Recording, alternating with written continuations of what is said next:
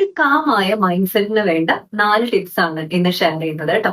Number 1 എന്ന് പറയുന്നത് നമ്മൾ റിയാക്ട് ചെയ്യുന്നതിന് മുമ്പ് പോസ് ചെയ്യുക എന്നുള്ളതാണ്. നമ്പർ 2 എന്ന് പറയുന്നത് നമ്മുടെ എനർജി നെഗറ്റീവ്ലി ഇൻവെസ്റ്റ് ചെയ്യപ്പെടുന്നു എന്ന് തോന്നുന്ന പ്രശ്നങ്ങളിൽ നിന്നൊക്കെ ഡിറ്റാച്ച്ഡ് ആയിട്ട് നിൽക്കാനായിട്ട് നമ്മൾ പഠിച്ചു വെക്കണം.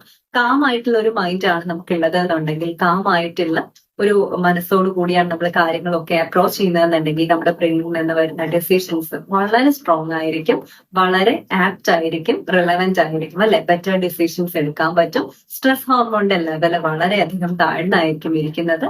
നമ്മുടെ ബോഡിയും വളരെ ഹെൽത്തി ആയിട്ടും ആക്റ്റീവ് ആയിട്ടും തുടരുന്നുണ്ടായിരിക്കും.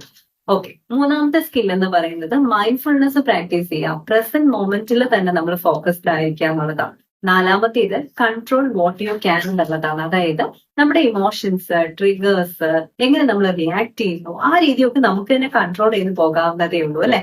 നമ്മുടെ റിയാക്ഷൻസ് അല്ലെങ്കിൽ നമ്മുടെ ട്രിഗേഴ്സ് ഒക്കെ ആയിരിക്കും പലപ്പോഴും സിറ്റുവേഷൻ ലൂസ് ആക്കുന്നത്. നമുക്ക് കൺട്രോൾ ചെയ്യാൻ പറ്റുന്ന കാര്യങ്ങളൊക്കെ നമ്മളും കൺട്രോൾ ചെയ്യാം. കാംനെസ് എന്ന് പറയുന്നത് ഒരു വീക്ക്നെസ് അല്ല, അതൊരു പവറാണ്.